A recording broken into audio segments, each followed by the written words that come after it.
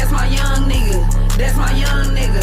Turned up, he with whatever, I'm having fun with him. That's my young nigga. That's my young nigga. If you players going down, he got them guns with him.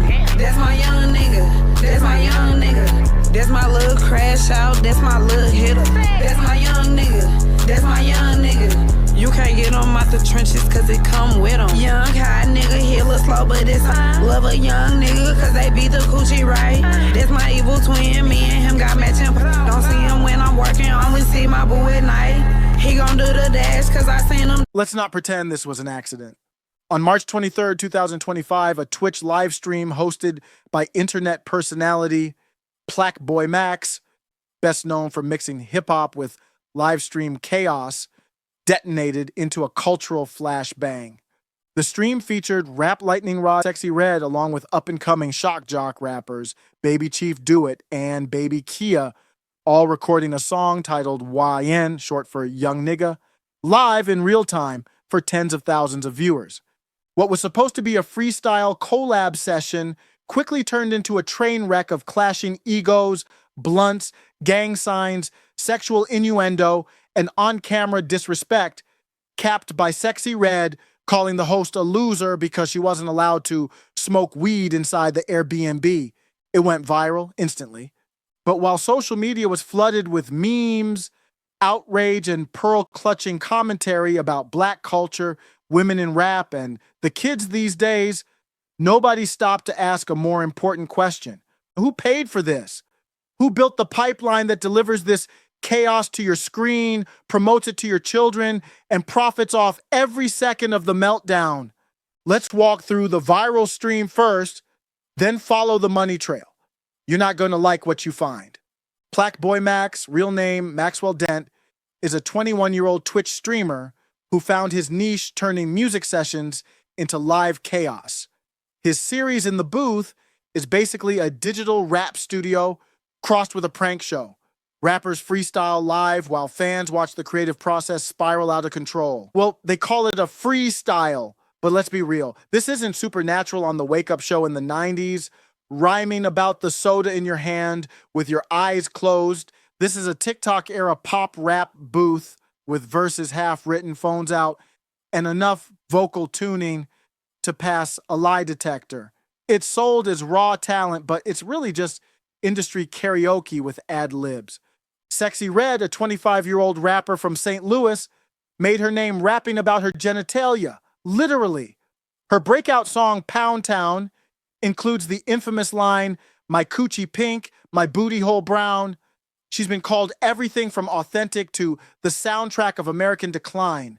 And yet she's everywhere, funded, promoted, and platformed like royalty. Visually, imagine Young Thug in a Party City wig after a Four Loko. That's what we're calling empowerment now. Baby Chief Do It, a teenage Chicago drill rapper, flirted with Red on stream and declared her his cougar. Baby Kia, a Gen Z Atlanta rapper, best described as a walking seizure, threw up gang signs in the booth while screaming into the mic. Chaos followed. Red and her entourage clown Max's beats. One friend, rapper Chicken P, heckled the stream live, and Red got into a confrontation when Max told her to stop smoking inside, a request she met by calling him a loser on camera. Max ended the stream early. A disaster, right? Wrong? It was a marketing masterpiece. Within 24 hours, clips flooded Twitter, TikTok, YouTube, and Instagram. The YN track trended. Every beat rejection, every gang sign, every insult turned into viral gold. But again, who turned that gold into cash? Let's start with Twitch, the platform that hosted the meltdown. Twitch is owned by Amazon, and the man at the top of Amazon is Andy Jassy, a proudly Jewish CEO who took over from Jeff Bezos in 2021. Jassy hasn't been shy about his views. He's spoken at length about his support for Israel, his Jewish identity, and his engagement with groups like the Anti-Defamation League, ADL. He called attacks on Israelis shocking and painful and pledged Amazon support for Israeli employees. So while Max's stream featured gang signs and sexual lyrics being blasted out to an audience of teens, know this: The executive greenlighting Twitch's growth, funding its infrastructure, and shaping its policies is a Jewish Zionist billionaire with an open ideological mission. Still nostalgic for public access TV? Even Twitch's co-founder, Emmett Shear, is a Jewish entrepreneur who led Twitch until 2023. Shear helped design the platform's selection on content policy censorship, the very ones that allow these horrific viral spectacles to flourish. Twitch, under Shear's leadership, allowed hot tub streams, but censored people who used the words incel and simp and virgin. Now pause and look closer at the enforcement game. In November 2024, Twitch updated its hateful conduct policy to prohibit the use of the term Zionist when used to attack or demean individuals or groups based on their background or religious beliefs. Don't get me wrong, it should all be free speech, but reconcile how you can't attack people using the term Zionist, but blacks can ape out, tap dancing for the noses behind the curtain, no problem. These same platforms of Twitch, YouTube, Instagram have a long history of banning, throttling, or demonetizing conservative, Christian, or nationalist voices. YouTube has removed or suppressed videos quoting Bible verses. Meta has flagged and banned content critical of Israel. But when Sexyy Red is simulating sex acts or Baby Kia is throwing up gang signs mid-verse for teenage fans, the algorithm shoves it down your throat. Content calling for decency, banned. Content calling your daughter a thought, boosted. This isn't hypocrisy, it's hierarchy. Sexyy Red's music is released under Gamma, an independent label, co-founded by Larry Jackson and Ike Youssef, described publicly as a white Jewish man. Youssef oversees the label's financials, strategy, and content direction. Gamma helped push Sexyy Red's mixtape, Hood Hottest Princess, to viral heights.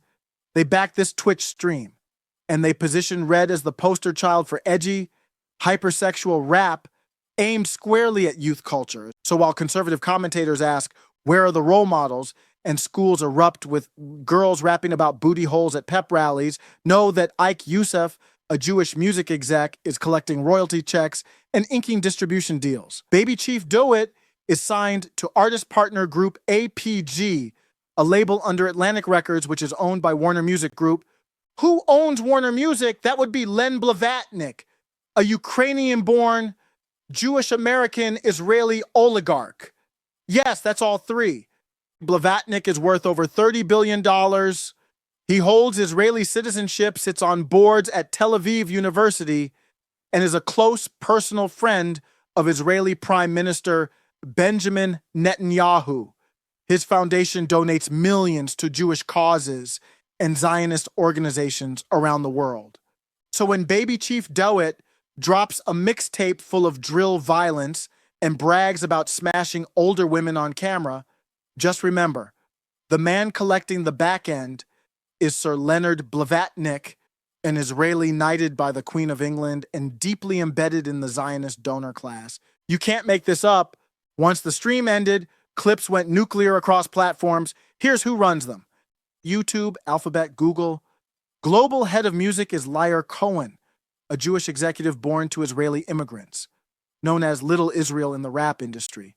A self-described Zionist, he has promoted rap since the Def Jam days and now oversees YouTube's music deals and promotion algorithms.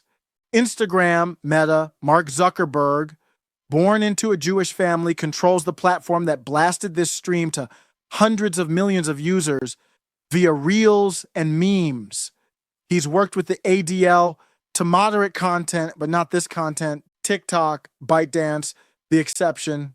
Owned by the Chinese, no known Jewish leadership. But don't worry, the virality machine was already in motion before TikTok did anything.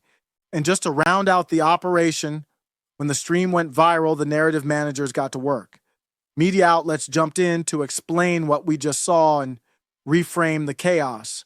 No Jumper, founded by Jewish host Adam22, led the charge. Complex, owned by BuzzFeed, whose CEO, Jonah Peretti, is Jewish, helped shape the coverage. Even The Fader and Hot New Hip Hop, often tied into the same music industry pipelines, carried water for the performance, making sure it was packaged as quirky or edgy instead of the catastrophic. So the loop is complete. Jewish executives fund it, Jewish platforms amplify it, and Jewish media normalize it. And if you question it, they're ready with the usual slurs: racist, sexist, anti-Semitic. Pick your flavor of silencing. After the stream went viral, conservatives predictably lost their minds, posting about moral decline, bad parenting, and the dangers of modern rap. Some Christian blogs even said they were praying for Sexyy Red. But notice the pattern. The content gets funded by Jewish media executives. It gets distributed by Jewish-led platforms. It gets algorithmically promoted to children.